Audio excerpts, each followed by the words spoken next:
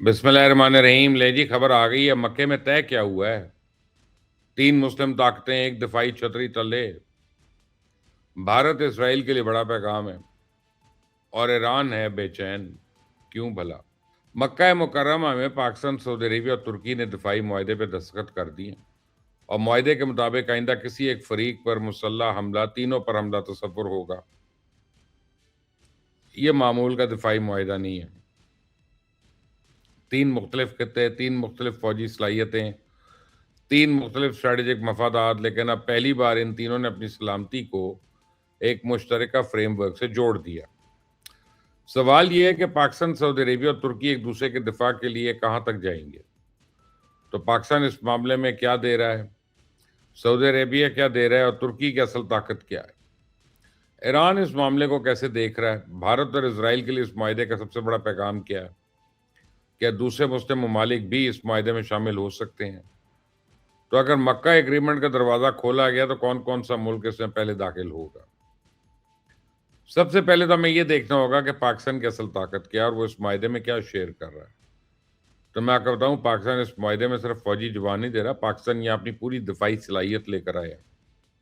सबसे पहले इसकी एटॉमिक पावर है। पाकिस्तान मुस्लिम दुनिया की वाहिद एटमी ताकत है।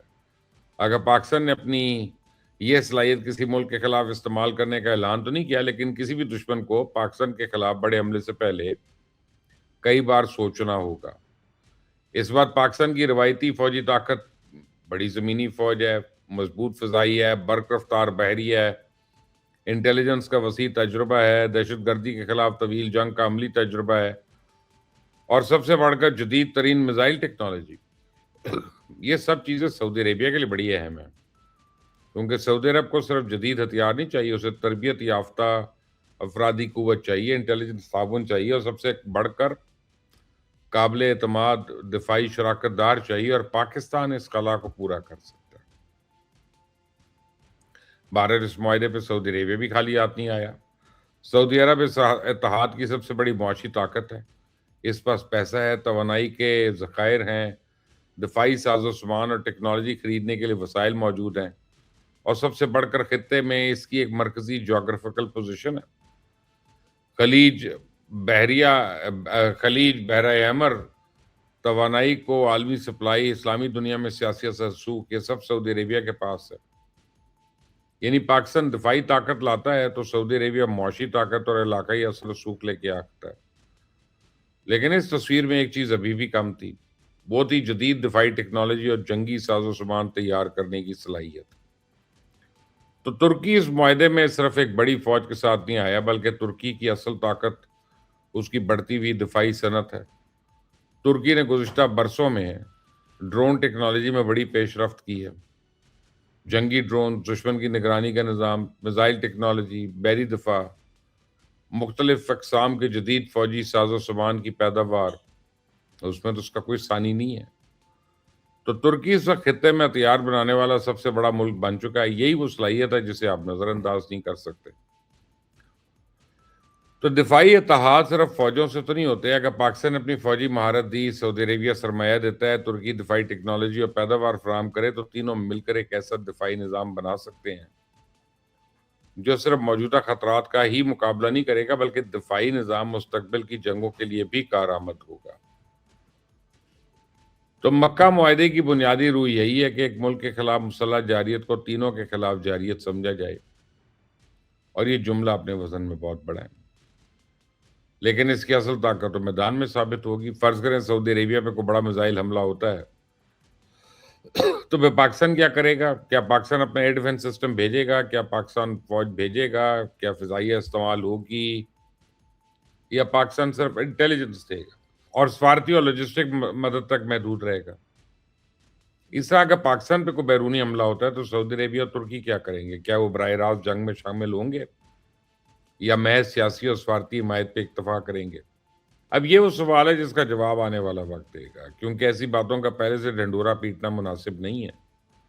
वैसे मैं आपको याद दिला दूं कि पिछले साल जब भारत ने हमला किया तो उस वक्त हमारा तुर्की के साथ कोई दिफाई एग्रीमेंट नहीं था, लेकिन इसके बावजूद तुर्की ने हमारे साथ हर तरह का ताउन किया, बल्कि इसके साथ साथ अजरबैजान भी हमारे शान अफजाना खड़े रहा। تو اس لیے میں سمجھتا ہوں یہ معاہدہ تو اب صرف کاغذ سے موجود نہیں رہ سکتا، اسے دفاعی حقیقی اتحاد بنانا ہوگا۔ تینوں کو ایک مشترکہ کمانڈ اینڈ کنٹرول سسٹم بنانا ہوگا، انٹیلیجنس شیئرنگ بڑھانی ہوگی، مشترکہ فوجی مشقیں کرنی ہوں گی، فضائی دفاع کو مربوط کرنا ہوگا، بحری سیکیورٹی میں تعاون کرنا ہوگا، بحران کی صورت میں فوری فیصلے کا ایک طریقہ کار وضع کرنا ہوگا، ورنہ یہ معاہدہ محض ایک سیاسی اعلان بن کر رہ جائے گا۔ میں آپ کو لکھ کر دینے کو تیار ہوں گا، تینوں ملکوں نے مشترکہ کمانڈ اینڈ کنٹرول سسٹم یعنی ڈٹرمن کر لیا تو اس کے بعد بڑے سے بڑا دشمن بھی ان تینوں ممالک کے خلاف جارحیت کا ارتکاب کرنے سے پہلے 100 بار سوچے گا۔ تو اس کا واسطہ صرف ایک ملک سے نہیں ہوگا، بلکہ آپ سمجھیں کہ بیک وقت تین بڑی طاقتوں سے ٹکر لینی ہوگی، اور یہی اصل ڈیٹرنس ہے۔ اور میں آپ کو بتاؤں اس ڈیٹرنس سے صرف بھارت اور اسرائیل جیسے دشمنی خوفزدہ نہیں، بلکہ ایران اور یو اے ای جیسے دوست بھی اپنی بے چینیوں کا اظہار کر رہے ہیں۔ تو ایران کی نیشنل سیکیورٹی کمیٹی کے رکن ابراہیم رضائی نے تو کل باقاعدہ ایک بیان جاری کیا کہ کاغذی معاہدہ سعودی عربیہ کو تحفظ فراہم نہیں کرے گا۔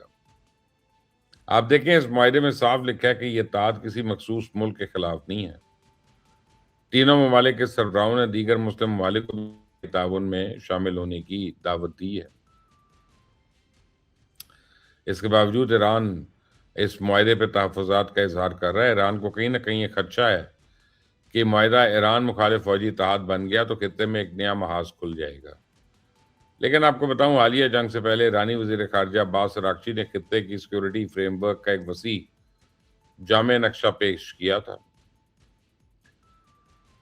مکہ معاہدہ اسی کی ایک عملی تصویر ہے، اور سب سے بڑھ کر یہ کہ مکہ ایگریمنٹ نے کسی مسلم ملک کے لیے اپنے دروازے بند نہیں کیے۔ ایران چاہے تو اس میں شامل ہو جائے، یو اے ای کے لیے بھی اوپن آفر ہے۔ جتنے زیادہ مسلم ممالک اس میں شامل ہوں گے جارحیت کا خطرہ اتنا ہی کم ہوتا جائے گا۔ مکہ ایگریمنٹ پاکستان کے لیے تو بہت بڑا امتحان ہے۔ اس کی وجہ یہ کہ اسلام آباد کے ایران کے ساتھ بھی دیرینہ تعلقات ہیں، ریاض اور انقرہ کے ساتھ بھی اسٹریٹجک شراکت داری ہے، اس لیے پاکستان کو توازن رکھنا ہوگا۔ پاکستان کو خطے میں جنگ نہیں بلکہ استحکام چاہیے، اور یہی بات مکہ ایگریمنٹ کو غیر متنازع بنا سکتی ہے، ایران کے تحفظات بھی دور کر سکتی ہے، خطے میں ایک نئی محاذ راہی کو پیدا ہونے سے بچا سکتی ہے۔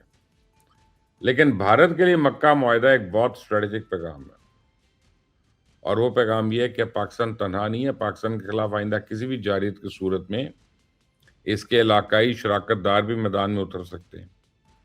اسرائیل تو آج یہ سوچ کر ہلکان ہو رہا ہے کہ آنے والے برسوں میں اتحاد اور کتنا بڑا ہو سکتا ہے، کیونکہ جو مسلم ممالک مکہ ایگریمنٹ میں شامل ہوتے جائیں گے تو مڈل ایسٹ میں طاقت کا توازن بدلتا جائے گا۔ نیتن یاہو جس بے رحمی سے آج لبنان پہ حملہ آور ہے، اور اس نے جو کچھ شام میں کیا، اس نے جس بربریت کا مظاہرہ غزہ میں کیا، جس طرح سعودی عربیہ اور ترکی کو دھمکیاں دیتا چلا آیا، مکہ ایگریمنٹ کے بعد اس کے ہوش ٹھکانے آ چکے ہوں گے۔ میرا نہیں خیال کہ آئندہ وہ بلا سوچے سمجھے کسی بھی ہمسایہ ملک پہ چڑھنے کی حماقت کرے گا۔ ترکی اور سعودی عربیہ کی طرف تو وہ آنکھ اٹھا کے بھی اب دیکھنے قابل نہیں رہا۔ اب سوال یہ کہ آنے والے ہفتوں میں دوسرے مسلم ممالک بھی اس ایگریمنٹ میں شامل ہوں گے یا ابھی دیکھو اور انتظار کرو کی پالیسی؟ تو آپ مجھ سے میری ذاتی رائے پوچھے تو میرے خیال میں قطر اور مصر دو ایسے ممالک ہیں جو فوری طور پہ اس ایگریمنٹ میں آ سکتے ہیں۔